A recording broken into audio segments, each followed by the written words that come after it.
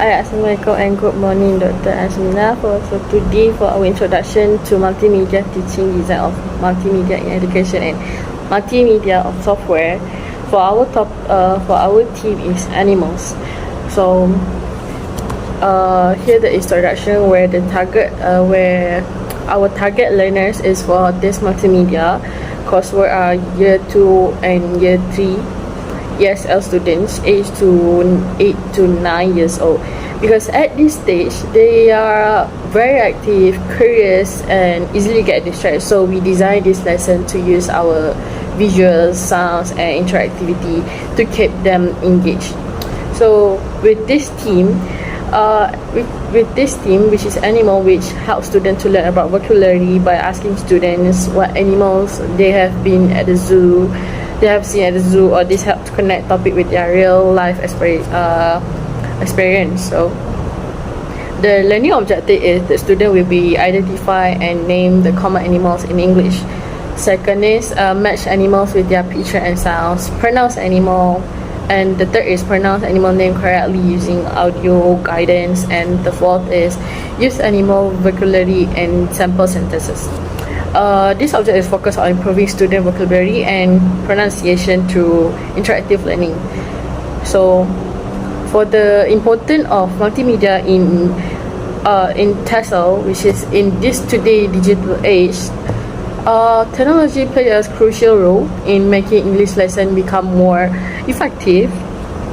By using multimedia tools, teachers can create a lesson that they are interactive, engaging and suitable for different learning styles, which is very friendly for students who have a diversity abilities in learning. And through visual audio and games, students not only learn English but also enjoy the process, which increase their motivation and understanding. So as for the instructional for EED model, which is we use the EED model as for our framework, which is stand for analysis, design, development, implementation and evaluation, which this model help us ensure that the multimedia materials are planned well planned, engaging and effective for our young learners. So for the ED, which is the A, is analysis. We identify that many ESL students struggle to remember new English words, which using this to solve this problem, we use animal team because it is familiar, interesting and relatable for children. Our learning environment included smart TV, projector, speakers and the teacher laptops, were allowing the visual and the audio learning to take place. So for the D in AD is design, which is design stage. We plan how we flow and how each tool would be used. The design could be 3 short interactive activity, which is for the introduction we use the students. For the introduction is we use Canva, where the student can click on the animal picture to hear the names and the sounds. For the exploration is students share their animal facts and sound to collaborative, which is Kahoot, where the student answer the quiz right after they hear and know the names that from Canva. So for another D in AD is stand for development, which we use tools, which we use multimedia tools like Padlet, Canva and Kahoot.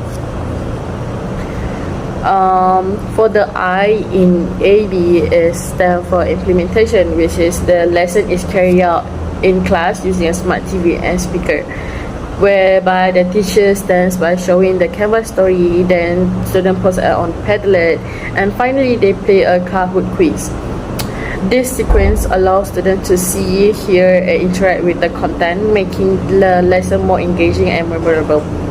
So lastly, for the ED in E, which is stand for the evaluation stage, where the teacher observe how students participate and check their performance during the quiz, where the student engagement and quiz result to help the teacher know if the objective were achieved or Maybe a feedback is also collected to find out which activities students enjoy the most and how to improve their future lesson. Assalamualaikum and hi personally to Dr. Asmina. My name is Hania, and for today I will be presenting the second part of our project starting from the design stage. So in this stage we plan on how our ESL multimedia lesson would look and flow. So our topic is animals and it designed for year 2 and 3 and to the age of 8 to 9 years old. We also wanted to make the lesson fun, colorful, and also interactive because children at this age are curious and learn best through visuals and also sounds. So our lesson used 4 open access tools in this order, which is YouTube for video, Kahoot for quiz, Canva for story, and also Padlet for refraction. So each tools actually supports a different language skills. YouTube helps a student to learn and listen about animal vocabulary. Kahoot let them test their understanding in fun way, and then Canva provides reading practice through the Three Little Pigs story, and then Padlet encourages writing and also sharing opinions. So this designs actually help students stay engaged and also like learn multiple senses. So the next slide is development stage, where we actually created the materials based on our plan. So we selected YouTube videos about animal facts to introduce the topic, and from that video we also designed a Kahoot quiz to check students' understanding. And then using Canva we made like a short story titled The Three Little Pigs to develop their reading skills. And then last but not least, we prepared a Padlet wall for the student to write their reflections, such as their favorite animal and then why they like it and so on and so forth. So all tools were tested to make sure that they were suitable, easy to use, and also engaging for the young learners, the students. And then the next slide is storyboards and also script. This is how student will move like from one activity to another, from YouTube to Kahoot, Canva to Padlet. So this script actually help guide the teacher through the lessons. So for example, today we'll learn about animals. Let's watch a fun video. And then now let's play a Kahoot quiz to check what we've learned. And then let's read the Three Little Pigs together and share your thoughts about your favorite animal on Padlet. So these structures also improve their lesson flows and smoothly so that students can understand what to do next. So next slide is challenges and solutions. During this project, we face several challenges such as limited device, short attention span, internet issues, and also a little bit pronunciation difficulties. So to solve this problem, we suggest using a projector and also a group work, adding short animations, and also preparing offline backups like PDF, and including like native speaker audio for the pronunciations.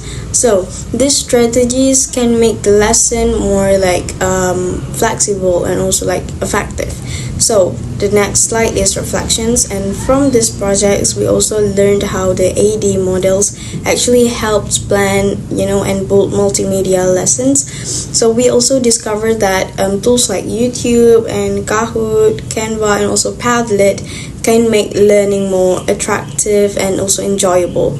So in the future, we do hope to include more interactive games and voice recordings to improve the student participation. So in conclusions, our multimedia listens animals to shows on how technologies can actually make English learning more fun, meaningful, and also student-centered. So thank you for listening.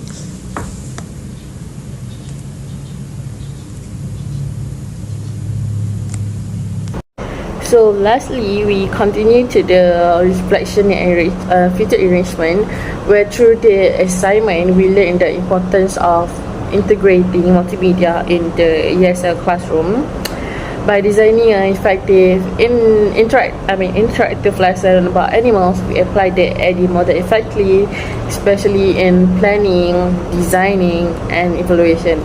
In the future, this topic can be expanded for the upper primary students by including habitat-based lessons such as farm, jungle, and sea animals. We can also add voice recording features so students can practice pronunciation and receive the automatic feedback. And also, if reflection on this future enrichment is also important because it encourages students to reflect on their learning, builds confidence, critical thinking, and self-regulation using digital tools like Padlet. Students can post a short reflection like where it's also like something like practice fit into any grade level curriculum and time constraint, and it's also help them recognize the growth on a more consistent basis, and logistic will come second nature. Finally, peer feedback can also be included because students can respond each other posts and with comment or reaction help them building communication skills and teamwork in a safe online space. Overall, this reflection is process to help students with becoming more independent and confident learners. So with this, student reflection could help teacher to improve their learning style and everything. That's all from me. Thank you, and that's all for our group as well. Thank you.